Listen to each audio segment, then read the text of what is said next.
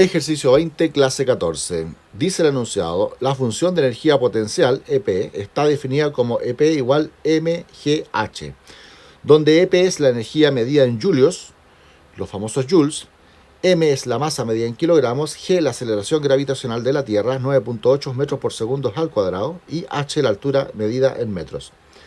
Si la aceleración gravitacional es constante en la Tierra, ¿cuál de las siguientes afirmaciones es posible deducir respecto a la función expuesta? Es decir, aquí no hay números que probar. El único número que te dan es el 9,8, pero es el valor de la constante de gravedad. Y eso es variable de planeta en planeta, ¿ya? Así que lo que tenemos que analizar en fondo es la estructura de esto. ¿Y qué nos van a decir con respecto a esta estructura? Esto nomás, lo que estoy marcando con azul. Yo a simple vista, sin mirar la alternativa, les puedo decir que la energía potencial es proporcional a la masa, es directamente proporcional a G y directamente proporcional a H. Es decir, directamente proporcional a las tres variables por separado. Por separado, no en conjunto. Las otras dos tienen que mantenerse constantes. Si hay cambios simultáneos en las tres variables, ya no es proporcional, sino que se mantiene una como una fija y las otras dos fijas y una variable. Y ahí te queda proporcional a las tres variables en forma independiente. Veamos a ver la alternativa. Dice, si la masa se triplica, G y H se mantienen constantes, entonces la energía potencial se incrementa en un tercio. Aquí está explicando un poco lo que les estaba diciendo yo. Te está diciendo que G y H se mantienen constantes. Es decir, no alternas tú G y H, sino que se van a mantener como una especie de constante proporción. Y simplemente la masa es la que está variando. ¿Y qué le pasa a la masa? La masa se triplica. La masa se triplica. Y si la masa se triplica, como son directamente proporcional a cada una de las variables en forma independiente, entonces la energía potencial también se triplica. Y acá dice que la energía potencial se incrementa en un tercio. No, eso es lo que está malo. Se triplica también. Lo que le pasa a la masa, le pasa a la energía potencial. ¿Ya? Así que ese es el juego. Y podríamos cambiar la variable. ¿Y qué pasa si tú mantienes la masa, mantienes la altura y cambias la aceleración gravitacional y la triplicas? También aumenta la energía potencial 3 veces. ¿Y qué pasa si mantengo la masa y mantengo la masa y mantengo la aceleración de gravedad? ¿Y qué pasa si triplico la altura? Entonces también se triplica la energía potencial.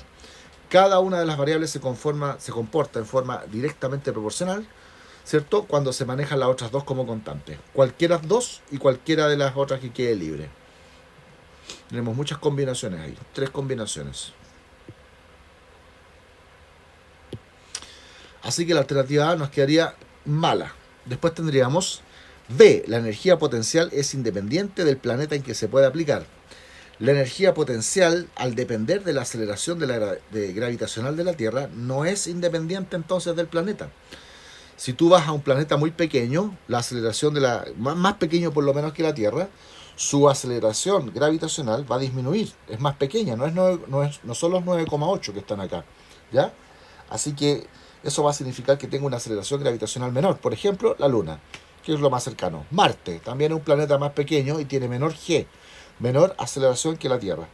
Ahora, si tú te vas a un planeta más grande, extremadamente grande, por ejemplo, como Júpiter, que es muy grandote, muchas veces la masa de la Tierra, entonces vamos a tener una aceleración gravitacional mucho más poderosa, ¿ya? Así que eso va a significar que la energía potencial va a depender del planeta en que se trabaje, no es independiente.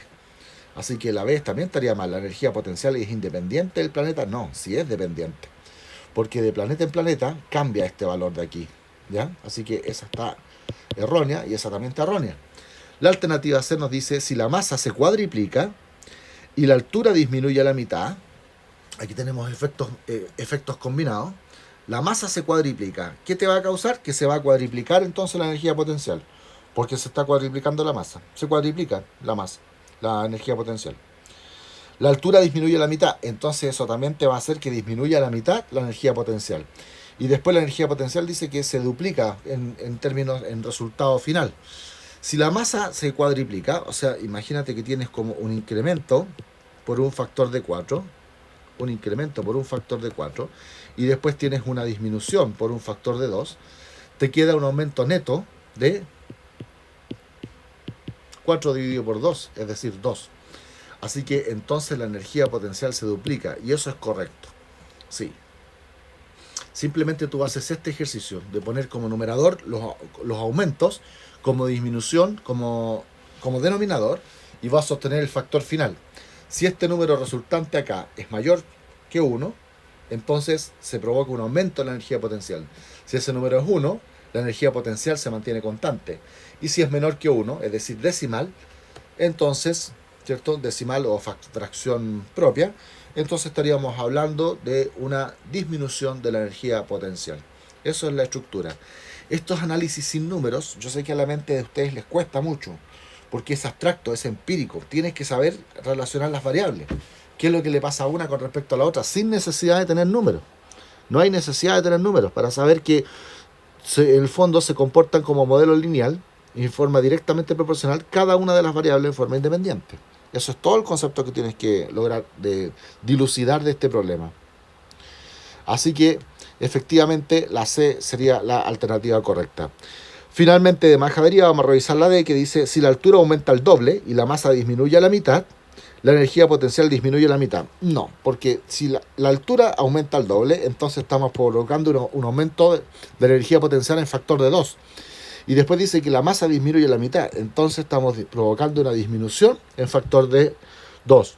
Y por lo tanto, ¿cómo te va a quedar el resultado? Yo le dije: pongan arriba como numerador y pongan abajo como denominador los aumentos y disminuciones respectivamente, y eso nos da 1.